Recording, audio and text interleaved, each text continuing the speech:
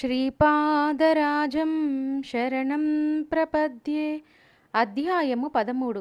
ఆనంద శర్మ వృత్తాంతము. నేను సుబ్బయ్య శ్రేష్ఠి నుండి అనుమతి తీసుకొని కురువపురం దిశగా ప్రయాణంను సాగించితిని. రాత్రి సమయంన ఒక గ్రామం చేరుకుంటుని. మధుకరంనకు ఎవరింటికి వెళ్ళెనని ఆలోచించుచుంటిని. తన వీధి అరుగు మీద సుఖాసీనుడై పక్కనున్న వారితో సంభాషణ చేయుచున్న బ్రాహ్మణుణ్ణి చూచితిని. అతని కన్నులు తేజస్వంతములై ఉండెను. కనుల నిండుగా కరుణారసము చిప్పిల్లుచుండెను. అతడు నన్ను సాదరంగా లోనికి ఆహ్వానించి భోజనమిడెను. భోజనం అనంతరం అతను ఇలా చెప్పడం ప్రారంభించెను. నాయన, నన్ను ఆనంద శర్మ అని అంటారు. నేను గాయత్రి మంత్రంను అనుష్ఠించుచుందును. గాయత్రీమాత కొద్దిసేపటి ముందు నా అంతర్నేత్రమునకు గోచరించి దత్తభక్తుడు ఒకరు వచ్చుచున్నాడు. అతనికి కడుపార భోజనం పెట్టుము. దత్తప్రభువును దర్శించినంతనే నీకు పుణ్యం లభించును అని చెప్పింది. ఆమె చెప్పిన ప్రకారమే జరిగింది. అంతటా నేను ఇలా అన్నాను, అయ్యా, నేను దత్తభక్తుడనే. దత్తప్రభుల వారు ప్రస్తుతం భూలోకంలో శ్రీపాద శ్రీవల్లభ నామరూపములతో వ్యవహరించుచున్నారని విని వారి దర్శనం కొరకు కురువపురంనకు వెళ్ళుచున్నాను. నా పేరు శంకరభట్టు. నేను కర్ణాటక బ్రాహ్మణుడను. కణ్వ మహర్షి ఆశ్రమ వివరణ. నా మాటలను విని ఆనంద శర్మ నవ్వుకొనెను. అయ్యా, మా నాయన నాకు ఉపనయనం చేయు సమయాన మా ఇంటికి అవధూత ఒకరు వచ్చారు. మా ఇంటివారు అతనికి సకల పరిచర్యలను చేశారు. అతడు గాయత్రి మంత్రానుష్ఠానమునకు సంబంధించిన అనేక విషయములను తెలియజేశాను. బృహత్శిల కోనలో, ప్రస్తుతం పెంచల కోనలో గల నృసింహదేవుని దర్శించమని ఆదేశించెను. మా నాయన నన్ను పెంచల కోనకు తీసుకొని వెళ్ళెను. అచ్చట నృసింహదేవుని దర్శనాంతరం తలవని తలంపుగా మా నాయన ధ్యానస్థుడయ్యెను. ఆ ధ్యానం రేయింబవలు సాగెను. నాకు భయం వేసింది, ఆకలి వేసింది. ఎవరో అగంతకుడు నాకు భోజనం పెట్టాడు. నన్ను తీసుకొని దుర్గమములైన అడవిదారి వెంట కొండ గుహలలోనికి తీసుకొని వెళ్ళాడు. తర్వాత అతడు అంతర్హితుడయ్యెను. ఆ గుహలో ఒకానొక వృద్ధ తపస్విని చూశాను. అతడి కన్నులు ప్రచండ అగ్నిగోళముల వలె ఉండును. అతడు 101 మంది ఋషులచే సేవింపబడుచుండెను. ఆ వృద్ధ తపస్వి తాను స్వయంగా కణ్వ మహర్షిననియు, ఇది తన తపోభూమి అనియు, తన శిష్యులందరూ యువకులుగా కనిపించినను అనేక వేల సంవత్సరముల వయస్సు కలవారనియు, అవధూత రూపమున శ్రీదత్త ప్రభువు దర్శనం వలన మహాపుణ్యం పొందిన కారణంన ఈ తపోభూమికి రాగలుగుట సంభవించిననియు తెలిపెను. నాకు ఆశ్చర్యము కలిగి నోటమాట రాలేదు. శరీరం వణుకుచుండెను. అంతటా కణ్వ మహర్షి ఇలా అన్నారు, ప్రస్తుతం దత్తప్రభువులు పీఠికాపురంన శ్రీపాద శ్రీవల్లభ రూపంలో ఉన్నారు. మమ్ములను దయతో కనిపెట్టి చూడవలసిందని ప్రభువునకు మా విన్నపంగా తెలియచేయుము. నీకు శీఘ్రముగా శ్రీపాద శ్రీవల్లభ పాదుకా దర్శనం కలుగుకాక అని ఆశీర్వదించి నా శిరస్సుపై తమ దివ్యహస్తం ఉంచిరి. నేను క్షణకాలంలో మా నాయన వద్ద ఉన్నాను. మా నాయన ప్రకృతిస్థుడైన తదుపరి మేము ఇరువురము మా స్వగ్రామమునకు వచ్చేశాము. నాకు కణ్వ మహర్షి ఆశ్రమంలో కలిగిన అనుభవమును, దత్తప్రభువు యొక్క నవావతారము పీఠికాపురంలో ఉన్నదనేటి విషయమును మా నాయనకు కూడా తెలియజేయలేదు. రాజమహేంద్రవరం దగ్గర పట్టుసాచల పుణ్యక్షేత్రం. కాలం గడుచుచుండెను. కణ్వ మహర్షి ఆశీర్వాద ప్రభావం వలన నాకు ధ్యానంలో తరచూ పాదుకా దర్శనం అగుచుండెను. ఒక పర్యాయం మా ఇంటికి కొందరు బంధువులు వచ్చిరి. వారికి పుణ్యనదులందు స్నానములాచరించి పుణ్యక్షేత్రములను సందర్శింప అభిలాష కలిగెను. వారు మా నాయనను కూడా తమతో రమ్మనిరి. అప్పటికీ నా వయస్సు 10 సంవత్సరములు. మా నాయనకు నా యందు ప్రీతి ఎక్కువ. తనతో నన్ను కూడా రమ్మనెను. నేను వల్లే అంటిని. రాజమహేంద్రవరం గోదావరి నది ఒడ్డున గల పట్టణము, మహాపుణ్యక్షేత్రము. రాన్మహేంద్రవరంనకు ఉత్తర దిశలో నుండిన కొండల మీద ఋషులు కొందరు తపస్సు చేసుకొనివారు. తూర్పు దిశలో ఉండిన కొండల మీద మరికొంతమంది ఋషులు తపస్సు చేసుకునేవారు. రాన్మహేంద్రవరంనకు ఆనతి దూరంలోనున్న పట్టుసాచల పుణ్యక్షేత్రము గోదావరి నది మధ్యస్థమై ఉన్నది. మహాశివరాత్రికి ఈ ఋషీశ్వరులలో కొంతమంది పట్టసాచలములలోనూ మరికొంతమంది ఋషీశ్వరులు రాన్మహేంద్రమునందలి కోటిలింగ క్షేత్రం నందును వేదస్వస్తి చెప్పేవారు. ఈ ఋషీశ్వరులు పరస్పరం మధ్య మార్గంగా తూర్పు నుండి వచ్చువారు, పశ్చిమం నుండి వచ్చువారు, ఉత్తరం నుండి వచ్చువారు, దక్షిణం నుండి వచ్చువారు ఎదురులపల్లి అను గ్రామంన కలుసుకునేవారు. ఈ ఎదురులపల్లి గ్రామంనకు అత్యంత సామీప్యమైన మునికూడలి గ్రామంన విశ్రమించి పరస్పరం చర్చలు చేసుకునేవారు. నా అదృష్టవశంన మా నాయనతో కలిసి నేను మునికూడలి గ్రామంను దర్శించగలిగితిని. ఇది అంతయు శ్రీదత్త ప్రభువుల లీల. కలియుగంలో శ్రీ దత్తాత్రేయుల వారి ప్రప్రథమ అవతరణ శ్రీపాద శ్రీవల్లభులు. అత్యంత గహనములైన వేదాంత విషయములు, యోగశాస్త్ర రహస్యములు, జ్యోతిష్శాస్త్ర విషయములు చర్చకు వచ్చినవి. ఆ చర్చలలో పాల్గొన్న మహామునులందరూ ముక్తకంఠంతో శ్రీదత్త ప్రభువుల వారు శ్రీపాద శ్రీవల్లభ నామమున పీఠికాపురంలో అవతరించి ఉన్నారనియు, కలియుగంలో వారిది ప్రప్రథమ సంపూర్ణ దత్త అవతారమనియు చెప్పిరి. భౌతికంగా వారి దర్శనం పొందుటకు వీలు లేనివారు ధ్యాన ప్రక్రియ వలన తమ తమ హృదయములలోనే దర్శించగలరనియు, ఈ అవతారం అత్యంత శాంతమయ కరుణారస పరిపూర్ణము అనియు చెప్పిరి. అంతటా మా నాయన నన్ను తీసుకొని పీఠికాపురంనకు తీసుకొని వెళ్ళినారు. మాతో వచ్చిన పండిత బృందం పాదగయా తీర్థం నందు స్నానమాచరించి కుక్కుటేశ్వర దేవాలయం నందలి వివిధ దేవతలను దర్శించి అర్చించి అచ్చటి నుండి వేదస్వస్తి చెప్పుచు శ్రీ బాపనార్యుల వారింటికి బయలుదేరిరి. శ్రీ బాపనార్యుల వారు శ్రీ అప్పలరాజు శర్మ గారు తమ పండిత బృందంతో వేదస్వస్తి చెప్పుచు మమ్ముల్ని కలుసుకున్నారు. అది ఎంతయో మనోహరమైన దృశ్యము. అటువంటి దివ్య భవ్య దృశ్యములను చూచుట కూడా పూర్వజన్మలలోని సుకృత విశేషంనా కాని పొందలేని విషయము. శ్రీపాదుల వారి దివ్యమంగళ స్వరూప వర్ణన. మాకు అందరుకును శ్రీ బాపనారుల ఇంట విందు భోజనాలు ఏర్పాటు చేయబడినవి. అప్పటికి శ్రీపాద శ్రీవల్లభుల వారి వయస్సు 5 సంవత్సరములు మించిలేదు. పాలుగారే పసి వయస్సునందున్న ఆ దివ్య శిశువు అత్యంత తేజోవంతుడు, వర్చస్వి, బహురూపసి, ఆజానుబాహుడు. వారి నేత్రద్వయం నుండి అనంతమైన ప్రేమ, కరుణ మహాప్రవాహంగా బయలుదేరుచుండెను. నేను వారి శ్రీపాదములను తాకగా వారు తమ అభయహస్తంను నా తలపై ఉంచిరి. జన్మ జన్మాంతరములందునను నా అనుగ్రహం నీపై ఉండును. నీవు కడపటి జన్మం నందు వెంకయ్య నామంతో అవధూతవై నిరతాగ్నిహోత్రివై అకాలం సంభవించినప్పుడు వర్షములను కురిపింప సమర్థుడవై సాంసారిక జనుల ఈతి బాధలను తీర్చే సమర్థుడవై వెలుగొందు కాక అని ఆశీర్వదించారు. అంతట వారిని నేను ఇలా అంటని, శ్రీపాదుల వారి లీలలు ఆలకించుకొలదిని చిత్ర విచిత్రములుగా ఉన్నవి. గాయత్రీ మంత్ర సాధనలలోని రహస్యములను తెలుపగల ప్రార్థన. గాయత్రీ మంత్ర సర్వాక్షర మహిమా వర్ణన. ఆనంద శర్మ ఇలా వివరించెను. గాయత్రీ శక్తి విశ్వవ్యాప్త శక్తి. ఆ శక్తితో సంబంధంను స్థాపించుకొనిన ఎడలి సూక్ష్మ ప్రకృతి స్వాధీనమగును. దానివలన భౌతికము, మానసికము, ఆత్మకు సంబంధించిన క్షేత్రములలోని అన్ని సంపత్తులను పొందవీలు కలుగును.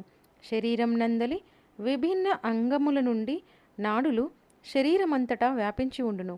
కొన్ని నాడులు కలిసిన ఎడల గ్రంథి అని పిలువబడును. మానవ శరీరం నందలి వివిధ గ్రంథుల యందు వివిధ శక్తులు నిబిడీకృతమై ఉండును. జపయోగమునందు నిష్ఠులైన వారు ఆయా మంత్రములను ఉచ్చరించుట వలన ఆయా గ్రంథుల యందు నిబిడీకృతమైన శక్తులు వ్యక్తీకరించబడుచుండును. ఓం అను దానిని ఉచ్చరించినప్పుడు శిరస్సు పైన 6 అంగుళముల ప్రాంతమునందును, భూహ్ అను దానిని ఉచ్చరించినప్పుడు కుడి కన్నునకు పైన 4 అంగుళముల ప్రాంతమునందును, భువ అను దానిని ఉచ్చరించినప్పుడు మానవుని త్రినేత్రం పైన 3 అంగుళముల ప్రాంతమునందును, స్వహ అను దానిని ఉచ్చరించినప్పుడు ఎడమ కన్నునకు పైన 4 అంగుళముల ప్రాంతమునందును శక్తి జాగృతమగును.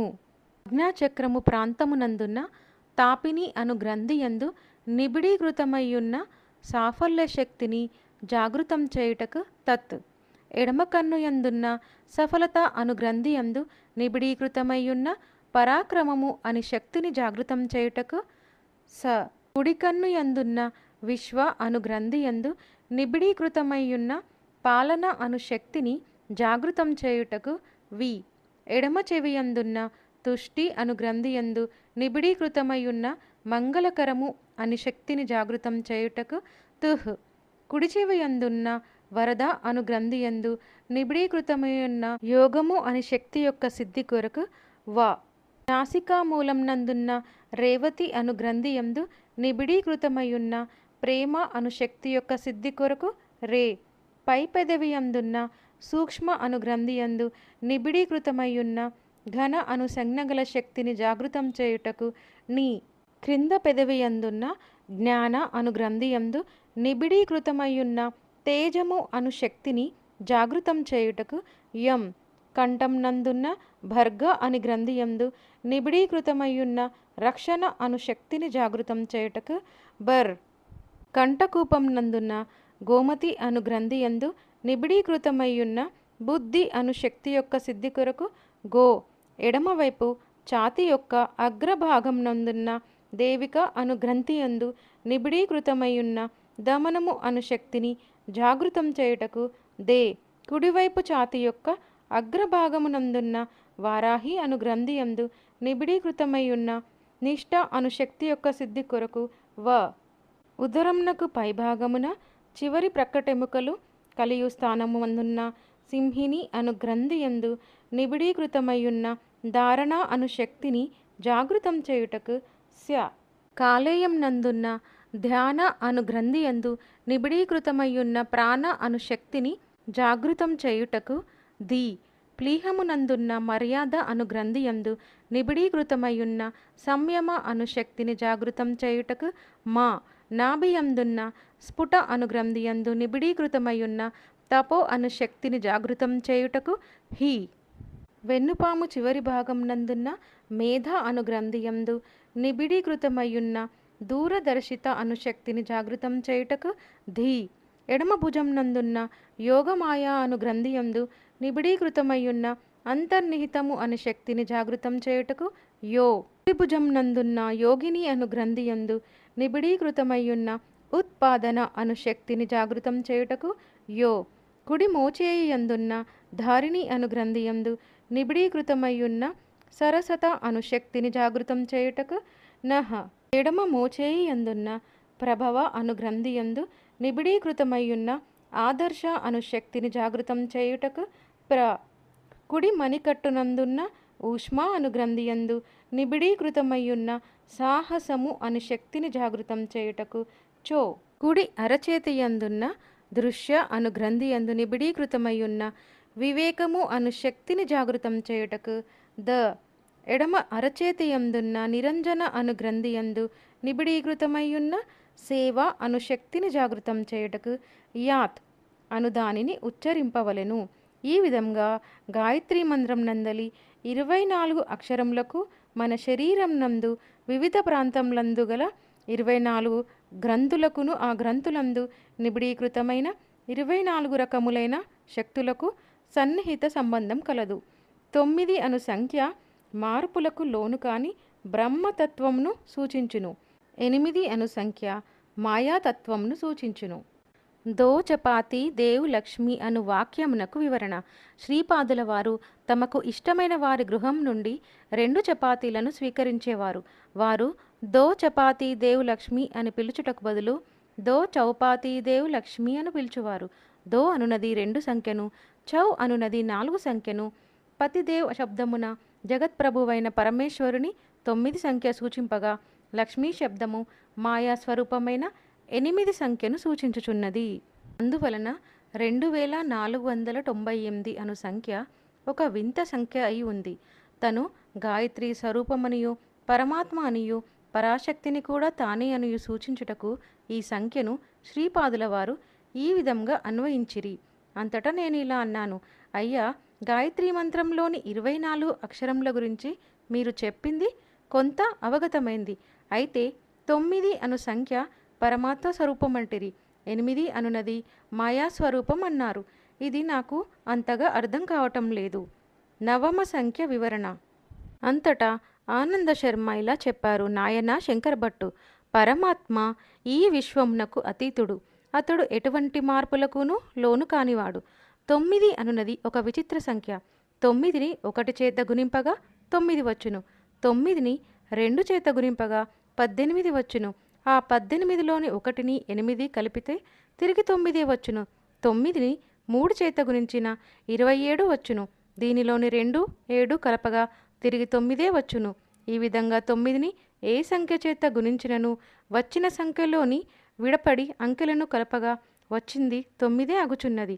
అందుచేత 9 అనునది బ్రహ్మతత్వమును సూచించుచున్నది. గాయత్రి వివరణ. అంతేకాక గాయత్రీ మంత్రము కల్పవృక్షం వంటిది. దీనిలోని ఓంకారం భూమి నుండి పైకి వచ్చేడి మూలకాండమని గ్రహింపుము. భగవంతుడు ఉన్నాడనేడి జ్ఞానమును, పరమేశ్వరుని యందు నిష్టను ఓంకారోచ్చారణం వలన పొందవచ్చును. మూలకాండం యొక్క 3 శాఖలుగా భూహు, భువ, స్వహ అనునవి వర్ధిల్లినవి. భూహు అనునది ఆత్మజ్ఞానమును కలిగించుటకు సమర్థము. భువ అనునది జీవుడు శరీరధారిగా ఉండగా అనుష్ఠింపదగిన కర్మయోగంను సూచించును. స్వహ అనునది సమస్త ద్వంద్వములందును స్థిరత్వమును కలిగి ఉండి సమాధి స్థితిని పొందుటకు సహకరించును. ఉహ్ అను శాఖ నుండి తత్, సవితుక్, వరేణ్యం అను 3 ఉపశాఖలు ఉద్భవించినవి. తత్ అనునది శరీరధారికి జీవన విజ్ఞానము కలిగించుటకు, సవితుహ్ అనునది శరీరధారికి శక్తిని సముపార్జనం చేయుటకు, వరేణ్యం అనునది మానవుడు తన జంతు ధర్మములను అతిక్రమించి దివ్యుడుగా మార్పు చెందుటకు సహకరించును. భువః అను శాఖ నుండి భర్గో దేవస్య ధీమహి అను 3 ఉపశాఖలు ఉద్భవించినవి. భర్గో అనునది నిర్మలత్వం పెంపొందించును. దేవస్య అనునది దేవతలకు మాత్రమే సాధ్యమైన దివ్య దృష్టిని కలిగించును. ధీమహి అనునది సద్గుణములను పెంపొందించును. స్వహ అను శాఖ నుండి ధియో యోనః ప్రచోదయాత్ అను 3 ఉపశాఖలు ఉద్భవించినవి. ధియో అనునది వివేకమును, యోనః అనునది సంయమును, ప్రచోదయాత్ అనునది సేవాభావమును సమస్త జీవరాశులయందును పెంపొందించుటకు సహకరించును. అందుచేత గాయత్రి కల్పవృక్షమునకు 3 శాఖలును, ఒక్కొక్క శాఖకు 3 ఉపశాఖలును కలిగవని నీకు అవగతమైనది కదా. అందుచేత 2498 అనునది శ్రీపాదుల వారిని సూచించే సంఖ్య. వాటిలో 9 అను దాని గురించి నీకు వివరించి తిని. అష్టమ సంఖ్య వివరణ. 8 అను సంఖ్య మాయా స్వరూపము. ఇది అనగామాత తత్వము. 8ని 1 గుణించిన 8 వచ్చును. 8ని 2 చేత గుణించిన 16 వచ్చును. దీనిలోని 1ని 6ను కలిపిన 7 వచ్చును. ఇది 8 కంటే తక్కువ. 8ని 3 చేత గుణించిన 24 వచ్చును. దీనిలోని 2ను 4ను కలిపిన 6 వచ్చును. ఇది 7 కంటే తక్కువ.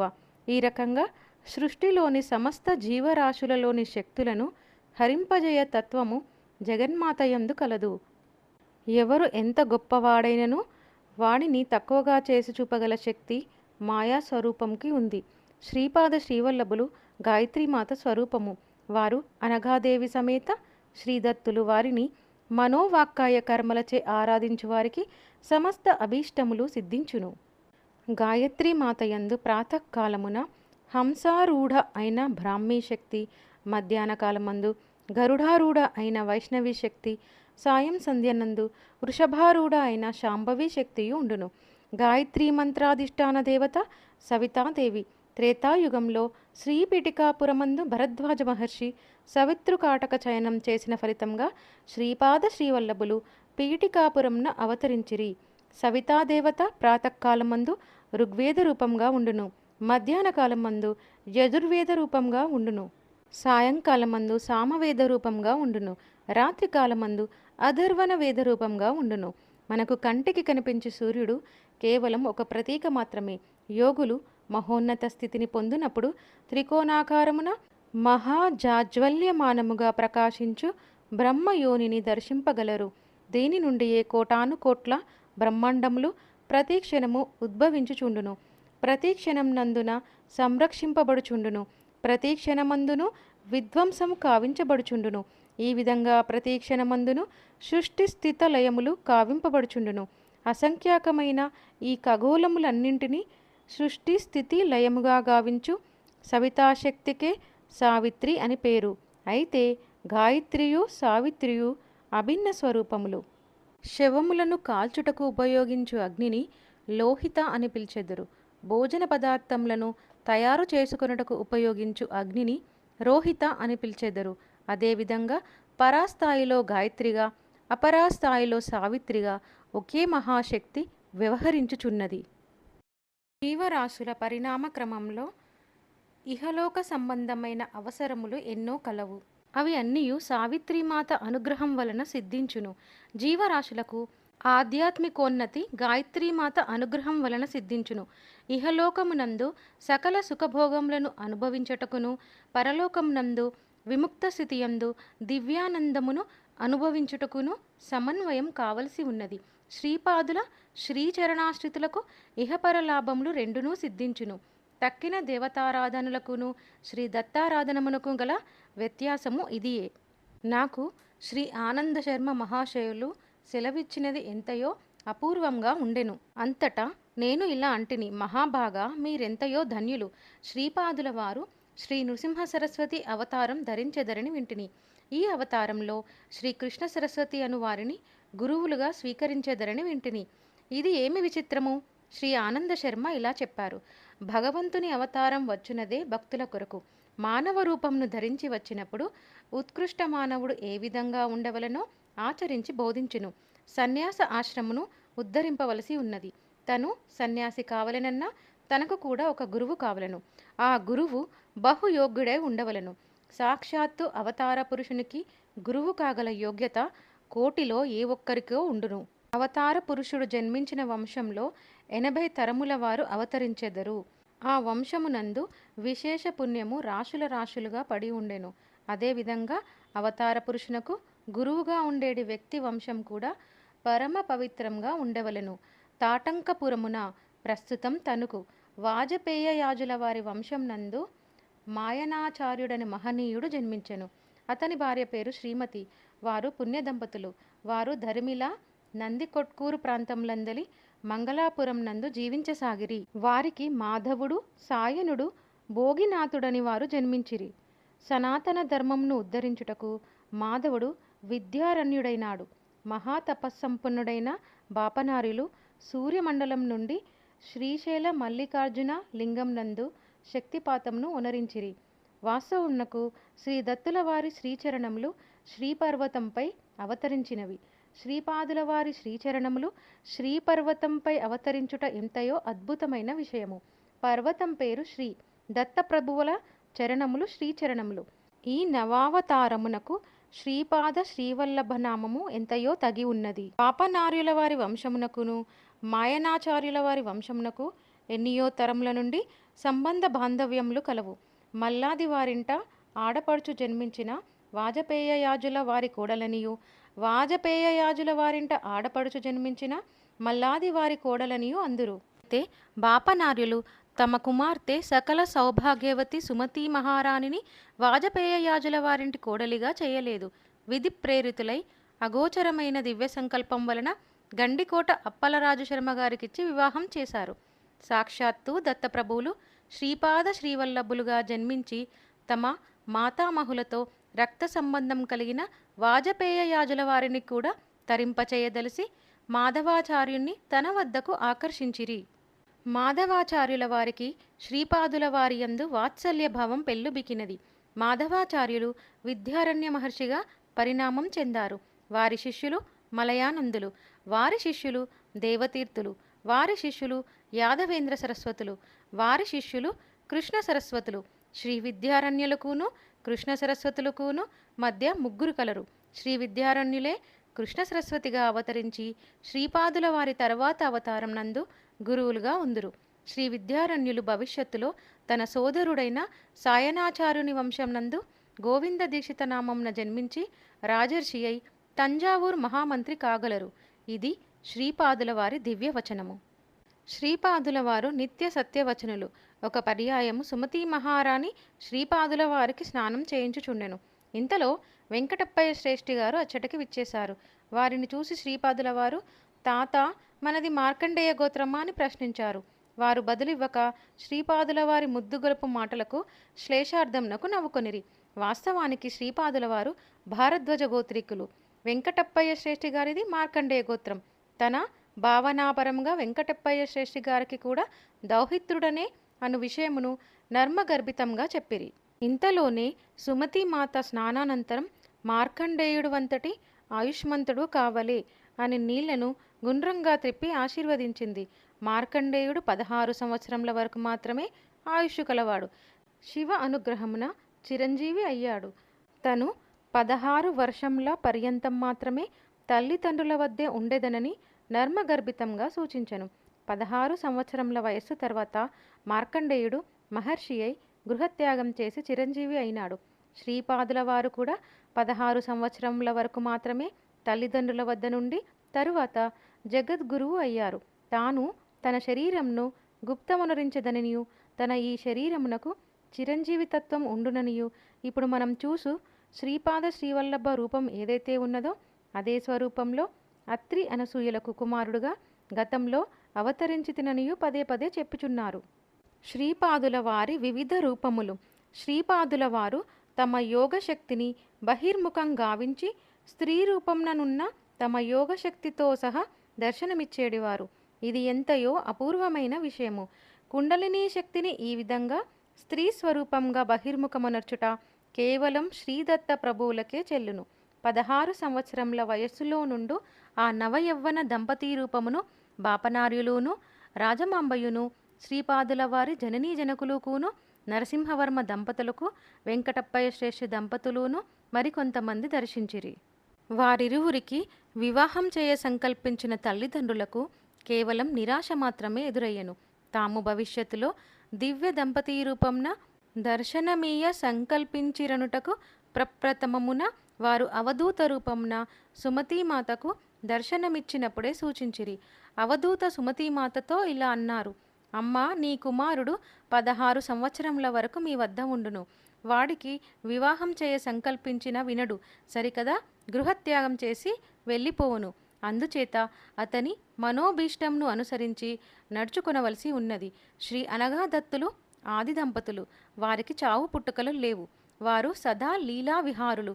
వారు శ్రీపాద శ్రీవల్లభ రూపమునకును శ్రీ నరసింహ సరస్వతీ రూపమునను స్వామి సమర్థుల రూపమునను అర్ధనారీశ్వరులై ఉందురు. ఇది దైవ రహస్యము. మండలకాల అర్చన మరియు శ్రీపాద శ్రీవల్లభ చరితామృత పారాయణ వల్ల కలుగు ఫలము. శ్రీపాదుల వారు గణేష చతుర్థిన అవతరించటంలో ఒక గొప్ప విశేషం ఉన్నది.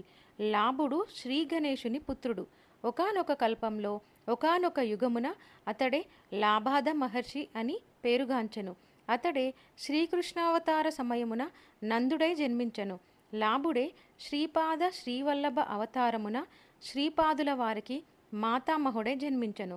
తన భక్తుల యొక్క సమస్త విఘ్నములను పోగొట్టదలిచి తమ చైతన్యంలో విఘ్నేశతత్వమును స్థిరంగా నిలుపుకొని శ్రీపాదుల వారు అవతరించిరి.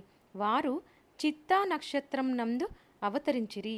దీనికి 27వ నక్షత్రమైన హస్తా నక్షత్రమునందు కురువపురమున వారు అదృశ్యులయ్యారు. తమ జాతకం ప్రకారము 27 నక్షత్రములందును సంచరించు నవగ్రహముల వలన కలుగు అనిష్ట ఫలములు తొలగిపోవుటకు శ్రీపాదుల వారి భక్తులు మండల దీక్షను వహించవలెను.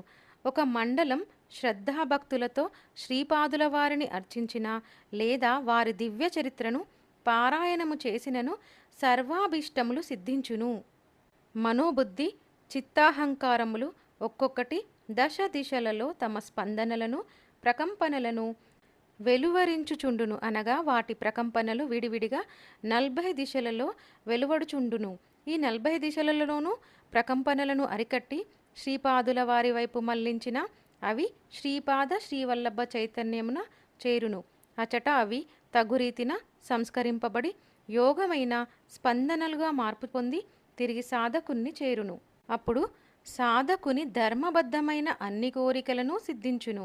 నాయనా శంకరభట్టు, నీవు శ్రీపాదుల వారి చరితమును లిఖింపగలవని అంతర్దృష్టితో తెలుసుకొంటిని.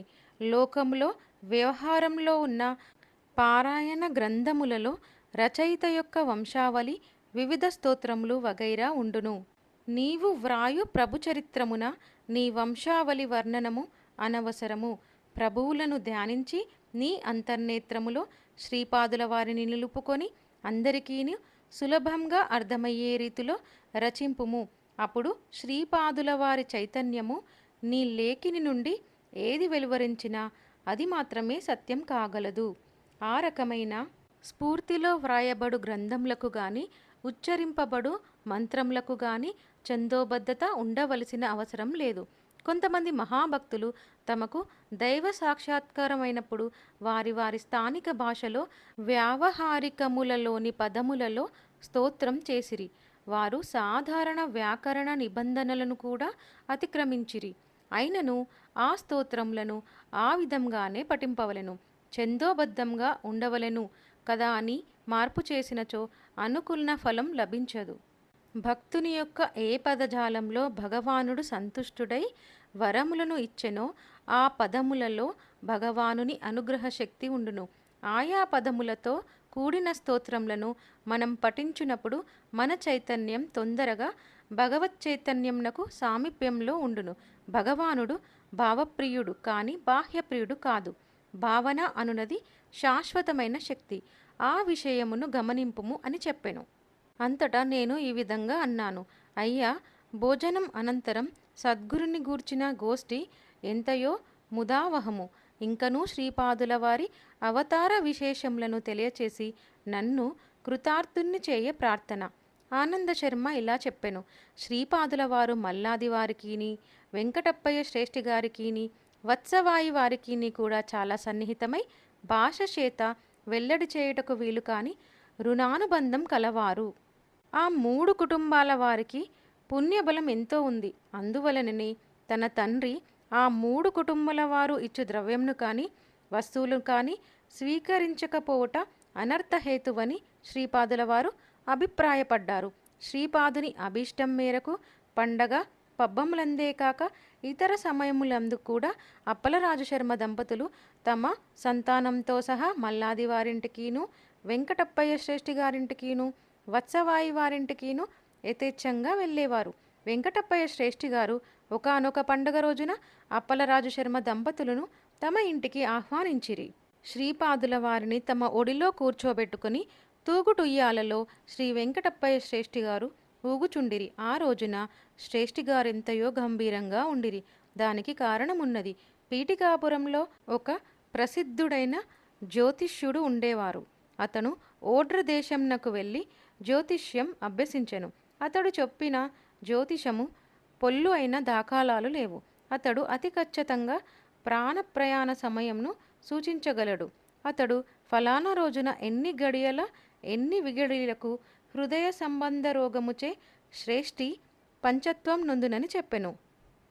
కొన్ని ఔషధ మొక్కలకు, గ్రహములకు, నక్షత్రములకు, కొన్ని పవిత్ర వృక్షములకు, యోగ ప్రక్రియలకు సన్నిహిత సంబంధం కలదననియు, తాను ఒక ఔషధరాజమును తాయెత్తును ఇచ్చెదననియు, దాని వలన అపమృత్యు దోషం హరించుననియు, అప్పలరాజశర్మను వదిలి తనను తమ కుల పురోహితునిగా చేసుకొనవలసిందనియు చెప్పెను. ఈ విధానమునకు శ్రేష్ఠి నిరాకరించెను. నా జ్యోతిష్యం తప్పిన ఎడల నేను శిరోముండనం చేయించుకొని గార్ధబంపై ఊరేగెదననియు ఆ జ్యోతిష్యుడు ప్రతిజ్ఞ చేసెను. విషయం అప్పలరాజు శర్మకును బాపనార్యులకును నివేదింపబడెను. బాపనార్యులు జటిలమైన గణితం చేసి దైవిక శక్తి పనిచేసి వాని అపమృత్యువు పరిహరింపబడునని సూచించెను. అప్పలరాజు శర్మ కాలాగ్ని శమనుణ్ణి పూజించి తీర్థమును ప్రసాదంగా ఇచ్చెను. సుమతీమాత ప్రసన్నవదన అయి తన చిన్న నాయనగా భావించు శ్రేష్ఠి వద్దకు వచ్చెను. ఇంతలో శ్రేష్ఠికి హృదయం నందు బాధ కలిగి అమ్మా అని పిలిచెను. దగ్గరనే ఉన్న సుమతీమాత, నాయనా, నన్ను పిలిచితివా అని పరుగున వచ్చి దివ్యమంగళ స్వరూపమైన శ్రీహస్తంతో శ్రేష్ఠి హృదయంని సృశించెను. శ్రేష్ఠి ఒడిలో ఉన్న శ్రీపాదుల వారు పో అని గట్టిగా అరిచిరి. శ్రేష్ఠి ఇంట ఒక ఆబోతు ఉండెను. వెంటనే అది గిలగిలా తన్నుకొని కొన్ని క్షణములలో అసువులు బాసెను. శ్రేష్ఠి రక్షింపబడెను. ఈ విషయము జ్యోతిష్కునకు తెలిసెను. అతను వెంటనే శ్రేష్ఠి ఇంటికి పరుగు పరుగున వచ్చెను. త్రుటిలో తన అమోఘ జోష్యం తప్పిపోయినందులకు అతడు లోలోన ఎంతో దుఃఖించెను.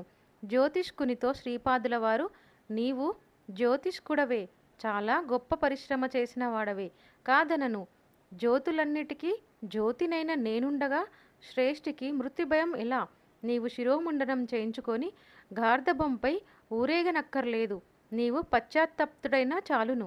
నీ తండ్రి తను జీవించి ఉండగా శ్రేష్ఠి వద్ద అప్పు తీసుకొనెను. అతడు ఆ అప్పును తీర్చివేసితనని అబద్ధమాడెను. ఆ అబద్ధం కూడా గాయత్రి సాక్షిగా చెప్పెను. దాని ఫలితంగా మీ తండ్రి శ్రేష్ఠి ఇంట ఆబోతుగా జన్మించెను. శ్రేష్ఠి ధర్మాత్ముడు కనుక ఆ ఆబోతునకు సమృద్ధిగా మేత పెట్టుచుండెను. హీన జన్మ పొందిన నీ తండ్రికి ఉత్తమ జన్మను నేను ప్రసాదించి తిని. అపమృత్యువాత పడనున్న శ్రేష్ఠి యొక్క కర్మఫలమును ఆబోతునకు బదలాయించి తిని. నీవు ఆ ఆబోతునకు దహన సంస్కారంను ఉనర్చి అన్నదానం చేయుము. నీ తండ్రికున్న కర్మఫలము నశించును, ఉత్తమ గతి కలుగును అని పలికారు. శ్రీపాదుల వారి ఈ వచనముల ప్రకారమే ఆ జ్యోతిష్కుడు నడుచుకొనెను. నాయన శంకరభట్టు, శ్రీపాదుల వారు అనేక పద్ధతులలో ప్రాణరక్షణ చేసెదరు. ఒక్కొక్క పర్యాయము రాబోవు జన్మలోని కొంత ఆయుష్ను తగ్గించి ఈ జన్మలో ఆయుష్ను పెంచగలరు. లేదా కర్మ ఫలితములను బదలాయించు పద్ధతిలో శ్రేష్ఠికి జరిగినట్లు చేయగలరు. శ్రేయోభిలాషి అయిన ఒకని ఆయుష్ నుండి ఆ వ్యక్తికి ఆయుష్ పెంచగలరు. అసాధారణ పద్ధతిలో మృత్యునే శాసించి ఆయుర్దాయంను ఇవ్వగలరు. శరీరంలో తరుగుదలను పెరుగుదలను నిలుపదల చేసి యోగి ప్రాణశక్తిని తన అదుపులో ఉంచుకొనును. శ్రీపాదులు యోగ సంపూర్ణ అవతారులు. వారికి అసాధ్యమనున్నది ఏదీ లేదు. ఉచ్ఛ్వాస నిశ్వాసముల గతిని విచ్ఛేదనం చేయుట వలన ముక్తిని సాధించుట సులభతరము. క్రియాయోగి తన ప్రాణశక్తిని ఆజ్ఞ, విశుద్ధ, అనాహత, మణిపూర, స్వాధిష్టాన, మూలాధార చక్రములను చుట్టి పైనుండి క్రిందికి, క్రింది నుండి పైకి పరిభ్రమించునట్లు చేస్తాడు. ఒక్క క్రియకు పట్టే కాలము 1 సంవత్సరంలో జరిగే ప్రకృతి సహజమైన ఆధ్యాత్మిక వికాసంనకు సమానం అవుతుంది. నాయన, అహోరాత్రములలోని 3వ వంతు సమయంలో 1000 క్రియలు జరిగితే కేవలం 3 సంవత్సరముల కాలంలో సహజ ప్రకృతి ద్వారా 10 లక్షల సంవత్సరములలో వచ్చే పరిణామం వస్తుంది. పురాణములలో అనేక వేల సంవత్సరాలు తపస్సు చేసిన యోగుల గురించి చెప్పేటప్పుడు ఆ కాలం సహజంగా ప్రకృతికి పట్టే పరిణామ కాలమని అర్థం చేసుకోవాలి. అంటే ఆయా యోగులకు పట్టే వాస్తవ కాలం వేరుగాను, ఆ పరిణామం ప్రకృతి సిద్ధంగా రావటానికి పట్టే కాలం వేరుగాను అర్థం చేసుకోవాలి. బ్రహ్మదేవుడు ప్రతి జీవికి ఆయుర్దాయాన్ని ఇచ్చి శ్వాస ప్రశ్వాసలను నిర్ధారిస్తాడు. అంతేకాని ఇన్ని సంవత్సరాలుగా నిర్ణయించాడు. క్రోధం, ఆవేశం వంటి దుర్లక్షణాలు ఉన్నప్పుడు శ్వాస ఎక్కువగా ఖర్చవుతుంది. తద్వారా ఆయుర్దాయం తగ్గుతుంది. మనశ్చాంచల్యం కలిగిన కోతి చాలా ఎక్కువ శ్వాసలు తీసుకుంటుంది.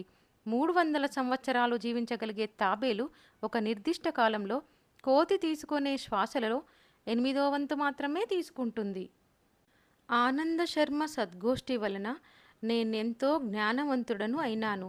ఉదయాన్నే కాలకృత్యాలను తీర్చుకొని ఆనంద శర్మ అనుజ్ఞ తీసుకొని శ్రీపాద శ్రీవల్లభుల దర్శనార్థం కురువపురం వైపుకి బయలుదేరితిని. శ్రీపాద శ్రీవల్లభులకు జయము జయము.